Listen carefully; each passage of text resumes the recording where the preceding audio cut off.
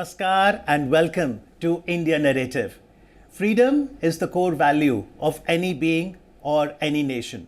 As India celebrates Azadi Ka Amrit Mahotsav to commemorate 75 years of its independence, today in the talk, we discuss about an intriguing desire of Mahatma Gandhi ji. Gandhi ji wanted to go to Pakistan on 15th of August 1947. This desire has been mentioned in the book Gandhi's Hinduism, The Struggle Against Jinnah's Islam. And on the program, we're joined by the author of the book, M.J. Akbar. A very warm welcome. Thank you. Our guest today is a distinguished writer, former member of parliament, a journalist, and someone who served the country as Minister of State for External Affairs. Mr. Akbar, my first question, why did Mahatma Gandhi express a desire to go to Pakistan on India's first Independence Day? Oh, the answer is very simple. He never believed in Pakistan. He never believed that India should be divided. He believed in the unity of India. He believed in an India that stretched from the border of Afghanistan to the border of Burma. In 1920, we are talking about 75 years ago, but actually the journey that Gandhiji really started, the journey of freedom, the journey of independence, began 100 years ago in 1920. And from the very beginning, he had two great objectives. One was Swaraj, self-rule, freedom, and the second was the unity of India. And the unity of India symbolized by the harmony and the cooperation and the common nationalism of both Hindus and Muslims. And he succeeded. His success in achieving freedom must be seen in the perspective of history. You must remember that in 1920, when he began his great visionary journey, people expected, thinking people who were sympathetic Indians, I'm not talking about the English, they thought that the British Empire and British rule would last for centuries. But when he set out, they would laugh at him and say, what does this man in a dhoti think he is doing? He knew what he was doing. He knew that once he woke up the masses of India, once he made the freedom movement into a mass struggle, not into just the struggle of professionals or an elite. Very often, even when he was writing in Hind Swaraj, a very important statement that he made. Yes. I don't want to free India from the English in order to hand it over to local Englishmen. Yes. This must be a country of the poor, of everyone, every Indian. And he achieved it.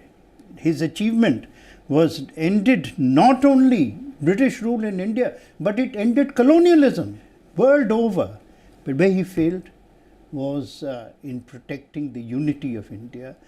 Partition happened. The British, in league with Muhammad Ali Jinnah, divided this country, our great country, in the name of religion. Till the last, every politician finally succumbed. But Gandhiji said, I am not going to really. So you're saying that even when two separate states were created, or let's say a separate state was created on the basis of religion, Pakistan, Gandhiji still believed that these are just one nation? No, he was not foolish as to believe that a new reality had not been created. Yes. But his mind and heart never accepted it. So he said, I will go in Pakistan. And why did he want to go there? Yes. You know why? Yes. He wanted to be in Noakhali to protect minorities in Pakistan. So the location is also important because Pakistan Yes. then was two territories separated by 2,000 kilometers. Correct. So it was the eastern part of Pakistan. He wanted to go to Noakhali in Bengal because the greatest amount of communal violence had taken place in Bengal over the previous year. Punjab was a more recent phenomenon. Okay. And Gandhiji was deeply worried that the peace of Bengal, which he had played a historic part in actually achieving, should not be shattered, because it would have led to unbelievable violence. And Gandhiji wanted to go back to Noakhali. In fact, he was persuaded in Calcutta. He said, please don't save only East, save the whole of Bengal. Please stay back. And then the Premier of Bengal, or the Chief Minister, during the British dispensation, Suravarti, pleaded with him, and he stayed back. And because of him, and because of him alone, there were no great riots. Okay. No great riots. In fact, he went on a fast. People came, willingly surrendered their arms. Gundas, mobsters, those who were instrumental in destroying the peace, they came and surrendered. It is a very, very moving story. And the Statesman, which was a pro-British paper, called it the miracle of Calcutta. Okay. And it's a very powerful, very, very powerful. So this would be which year? 15th August 1947. That day itself. That time, that week. You know, why were people don't ask this question? Why were there no great riots in partition riots in Bengal? In Punjab, we know the havoc that took place in Punjab. It will remain in memory. Yes. Right, but why did it not happen? Because Gandhiji protected the peace of. In fact, I'll tell you a more interesting story, or equally interesting. Yes. On 15th August, BBC came to him and asked for a comment. After all, he is the father of liberation. He is the father of freedom. And BBC asked him, give us a message. And he says, I have no message. His voice had gone dry. He did not believe that this great country could be partitioned. So when his All India Radio came to him Yes. and asked for a message. I think he said that please go away. So the desire that he had to go to Pakistan on 15th of August was not fulfilled, right? He didn't go there. No, he remained in Calcutta because the pressure on him to remain, and therefore there was peace, but in Bengal, the whole of Bengal. Okay.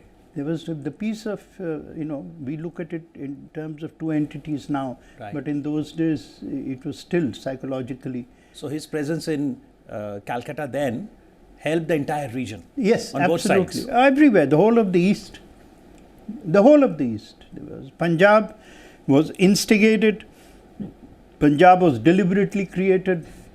Punjab became a horrifying and horrific scene of massacres and heaven knows what else.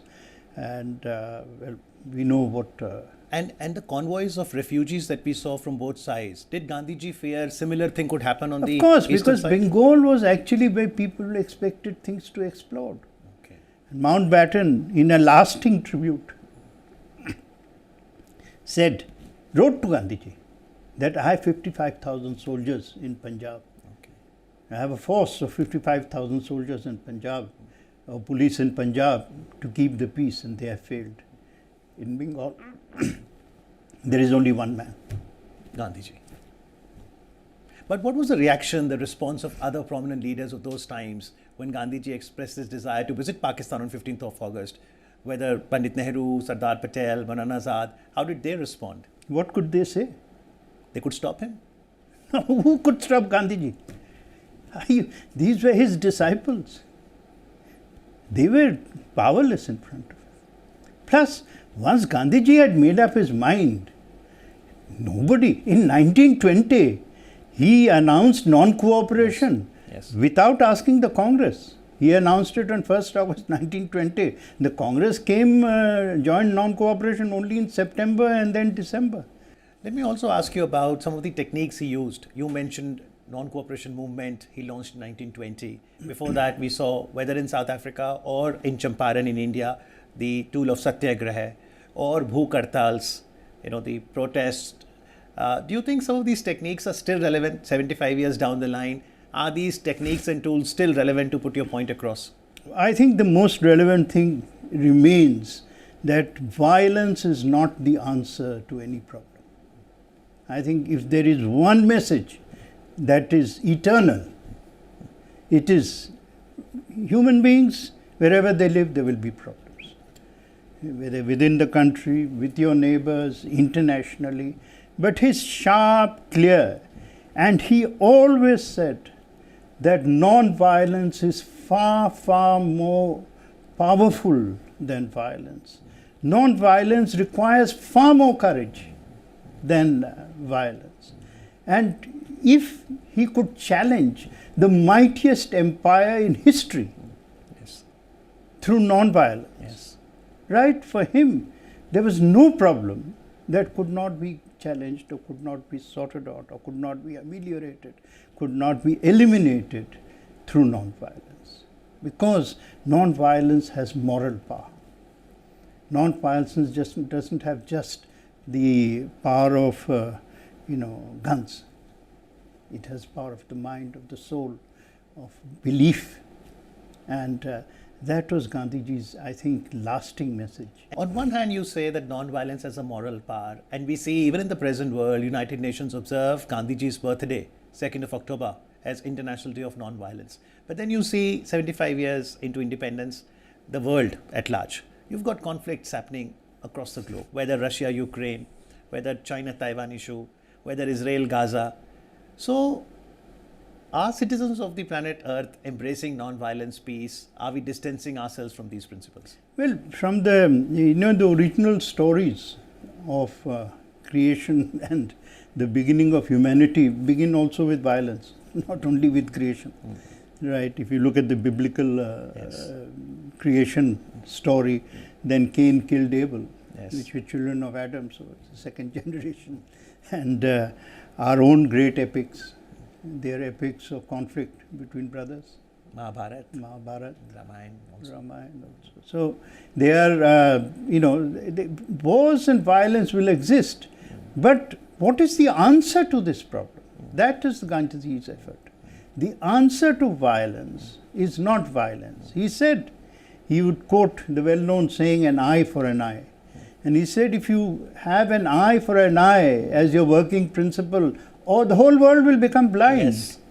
So, what is the answer? He said, the answer is challenge, institutional violence. Yes. Colonialism, imperialism is institutionalized violence, institutionalized suppression. You institutionalize brutality. Right? By making brutality legal, you have just given it an excuse. Yes. So what was his challenge to it?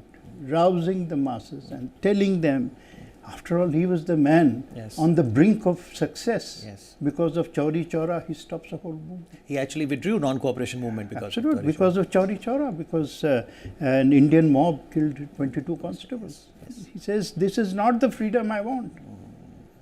Not that we may have wandered from his path, we may have erred, we may have moved away, does not make Gandhiji wrong. It makes us wrong.